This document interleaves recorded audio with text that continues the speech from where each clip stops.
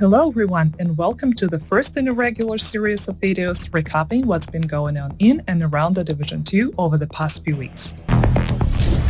As announced during the special report livestream on May 9th, the Division 2 is scheduled to receive two more major updates this year.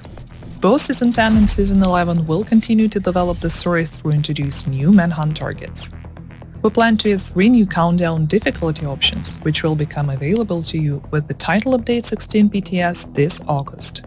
Season 10 Price of Power will arrive a little later than planned.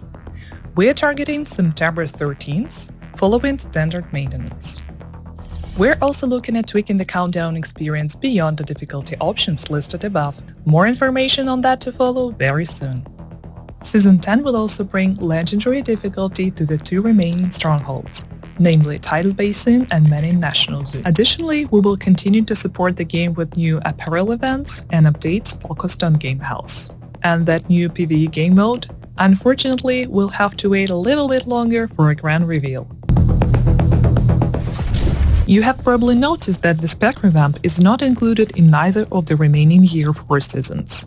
We know that you're all excited for it, but we're still working on the feature and only plan to announce the release date when we're absolutely satisfied with the quality. I'm beyond excited to remind you all that we are committed to and have started working on the Division Year 5. Next up, Known Issues Board. We set up this board to make bug tracking and reporting easier for you and allow the community to see what the Division 2 team is investigating, fixing, or working on right now. Of course, this board does not show all the issues we have in our internal task trackers. With the help of the board, we plan to showcase the most relevant issues and update statuses every week, as well as add or remove issues when applicable. Labels, priority statuses, descriptions, and the title update text should give you all the information you need to know about the specific issues.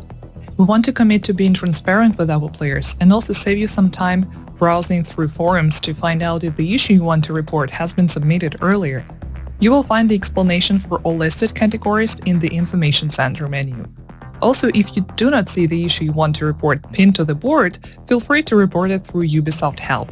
You will find the link in the menu on the left. In the past, Elite Task Force has been a key element in making game-changing updates. We want to continue engaging with the ETF community members on a more regular basis and welcome even more dedicated players into the program. As you know, in the past, participation in the ETF workshops on site was a question of navigating travel logistics, obtaining a visa, and making sure you can take time off work. A new format would help us make communication more streamlined and efficient, allowing greater inclusion and representation. We want the FOXTROT online edition to become a safe space for players and developers alike to carry on conversation about current and upcoming game features. The plan is to rebuild the existing programs by introducing 2 new task forces dedicated to PvP and PvE elements of the game. Do you need travel documents to be able to come to Sweden? Not this time. As mentioned earlier, ETF FOXTROT does not require travel into Sweden. All selected agents will only need to have access to the dedicated Discord channel. I'm interested, how can I join? You can enlist by filling out the application for ETF FOXTROT by scanning the QR code you see on your screen. Additionally, you need to be willing to sign an NDA.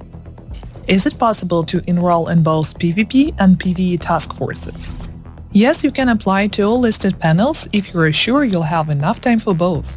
However, the criteria for being accepted into both is stricter and will require the chosen agents to be equally engaging to keep their place in the program. I want to invite friends. Can I do that? Absolutely, feel free to share the link with other fellow agents. Keep in mind that we will select players based on our needs and criteria, so signing up does not guarantee an invitation. We're happy to confirm that very soon you will be able to start testing TU16 changes. Among them are 3 new countdown difficulties. Normal can be completed solo. Hard, best for 8 casual players. The current difficulty available at release will now be known as Challenging and is designed for a group of 8 match-made players. And finally, Heroic, best for 4 to 8 hardcore players. Additionally, we want you to test other changes we're designed to make Countdown more enjoyable for everyone. For example, to prevent the group leader from griefing their teammates by kicking them out before and during the extraction, the feature will be disabled for Countdown game mode starting from TU16. Also, starting from TU16, the loot quantity and quality drops from the second wave of hunters will be increased to motivate players to finish the session. By the way, you can find all these changes on our brand new known issues board. Go check it out!